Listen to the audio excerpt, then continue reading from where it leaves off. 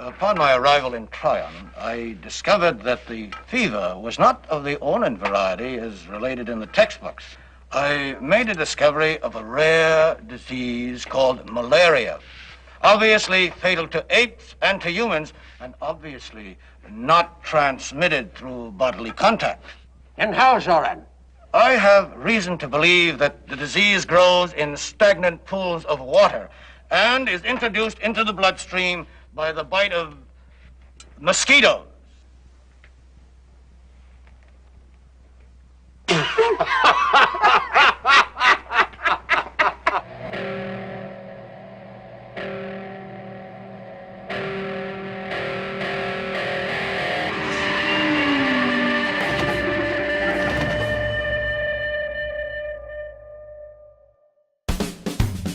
Everybody, and welcome back to Ape Nation, your number one source for all things Planet of the Apes on YouTube.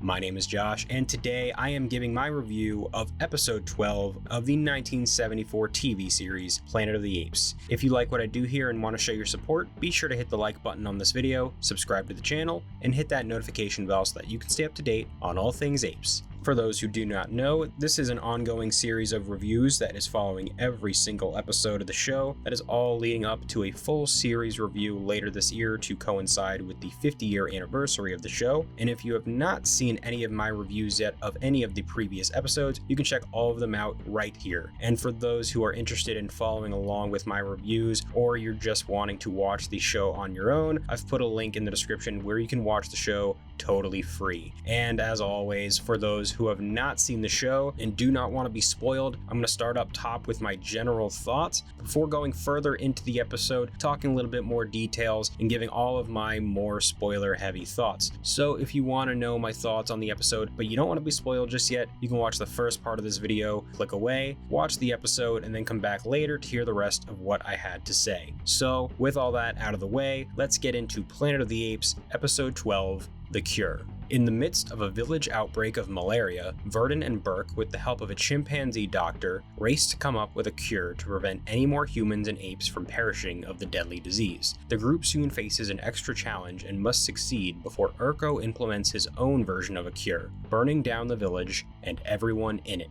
So as always, starting things off with my general thoughts on this episode. For the most part, I think this is a really enjoyable, overall solid one. It's not one of the most memorable to me, but I did very much enjoy watching it. I think the character of Zoran is really interesting, surprisingly interesting. I actually have a bit to say about him later, but I liked him a lot, and I kind of like what he brought to the table. He wasn't necessarily the character I thought he was going to be at the start of the episode, and even by the end of the episode, he was a bit different than I was expecting to be, but I was really fascinated by him and the characteristics that he brought to the table. And I also thought that the story was simple and a little formulaic, but it's well done. I enjoyed this whole race against time to find the cure and beat Urko to what he's trying to do in the end of the episode. So I thought all that was really fun and well executed. And also, finally, we get some attention given back to Virdon for the first time in I don't even know how many episodes. So that was really nice. That was fun to see. Didn't get quite as much with him as I would have liked, but we finally got an episode that was pretty focused on him for the most part. And there's also some decent political commentary here about anti-science in the government that I think is used pretty well within the confines of this story that they're telling. So I like the stuff that they were doing there, as often is the case in this show. I wish they'd gone a little deeper with it. I wish they'd gone a little further with it, but overall I did enjoy that aspect of the show. The episode has a couple of small issues that I'll get to later, but all in all, it was a fun watch, and I'm going to get into why right now. The first thing I want to say about this episode that I don't know if I'd consider it necessarily a flaw, maybe it was just a me thing, but the first few minutes of this episode I found really jarring because I felt like there was a missing episode between 11 and 12 that we didn't get to see, especially coming off the ending of the last episode that I thought was so abrupt with what happened to Aboro at the end of it. This one kind of starts in a similar way where I was left wondering, did I miss something? Was there something that happened off screen that I didn't see? And they kind of fill in the dots later with everything that happens with Amy and where they're at, but even still, I thought it was a weird place place to start the episode. They're leaving this village that they've been in, and there's this thing that happened with the character of Amy, and then it takes off, and I just felt it was very jarring at the beginning of the episode. But after a few minutes, I just accepted it, got used to it, and continued with the story. But that was just something that threw me off in the beginning of the episode. Something I really enjoyed here was the court scene towards the beginning. I thought that was a really nice homage that was reminiscent of the original movie from 1968, of course, and I like the discussions that are going on between the orangutans and the gorillas and Urko and Zaius and all of them. I like the stuff they're doing with the government and the political aspects of the show here. Anytime this show dives into the political nature of the ape society and the corruption of everything going on there and the beliefs and the values there, I think it's really interesting, and I'm wanting more of that. But obviously there's only a couple episodes left, so I don't think we're going to get it. But I always love when we get to peel behind the curtain and get a look at that kind of stuff here. And this episode in particular, I think, taps more into that anti-science belief of the ape government, and I really appreciated that it also delves into the consequences of that and where it goes with what happens with the malaria outbreak and Urko's resistance to accepting any way other than his way, any mindset other than his mindset, any beliefs other than his. And the same goes for the orangutans, and same goes for a lot of the gorillas. And so I liked seeing how all of that was explored. Again, as usual with the social commentary and the political aspects of this show, I do wish they'd, maybe explored it in a little bit deeper of a way. I thought maybe they could have done something a little more interesting with it, but what they do with it here, I did enjoy. And also it provided another fun use of humans knowing something that apes don't. And I thought that tied into the political stuff pretty well. Seeing Virdon and Burke, and I'll talk about this a little later in a bit more of a negative way, but seeing Virdon and Burke challenge the apes again and showing them that, hey, this is what malaria is. This is how it can be cured. This is how it's caused. This is what happened, not this ridiculous notion that you've all just assumed to be the truth. Something else I really enjoyed here in this episode is just getting more of the trio of Virdon, Burke, and Galen. This is something I've talked about ad nauseum at this point, but as always, I just love seeing these three get to shine on screen together, and this is another episode in which we get to see that. Virdon especially gets some real focus again for the first time in I think probably 4 or 5 episodes since the last time he actually had like prominent screen time and a prominent role. That being said, he still doesn't really get that in-depth of a story here, but because the show up to this point felt like it was starting to treat him almost like a side character, it was just nice getting to see him get a focus again, even if it wasn't that compelling and didn't give him that much to chew on in any sort of meaningful way. But still, I did enjoy getting to see Virdon get more screen time and more presence here. Going back to the chimpanzee doctor character that I mentioned earlier, the character of Zoran is introduced here, and I found this character to be really fascinating, honestly. And I think David Shiner is very fun in the role, and he's able to bring a bit of that complexity that I think is needed for a character like this. What I really enjoyed about this character was at the beginning, I was pretty sure he was going to be a challenge to this entire operation. I didn't know where they were going with him necessarily, and I liked seeing him open up to the humans, be more open to their ideas, despite the fact that he was pretty resistant at first. What I thought was more interesting was by the end, he ultimately decides that he wants to turn Burke and Virdon over to the authorities. He doesn't, of course, but that's something that he wants to do because of his loyalty to Zaius, and I thought that was interesting that they had that happen despite the fact that he lets them go at the end. But I don't know, I really enjoyed this character. I thought there were some interesting complexities to him. The performance was really good, and I don't know if I necessarily want to see him more, but I think he makes for an interesting ally that you don't necessarily know if you can trust, but you want to trust. And I think that was what made him so compelling in a way to me. So I really enjoyed this character, and I thought he added to the story as a whole. And then when it comes to a character that we've had for a while now, Urko, I thought he was a pretty fun looming presence in this episode who gets some fun stuff to do. The character here is fun and gets to be his villain's self, who is just completely irrational and out of control at this point. And speaking of, I also liked that there was a scene where Urko is finally called out for his extremism and his irrationality when Zaius actually just straight up calls him out and challenges him to just say something that's rational and not just hot-headed. So I appreciated that they actually called that out. Urko,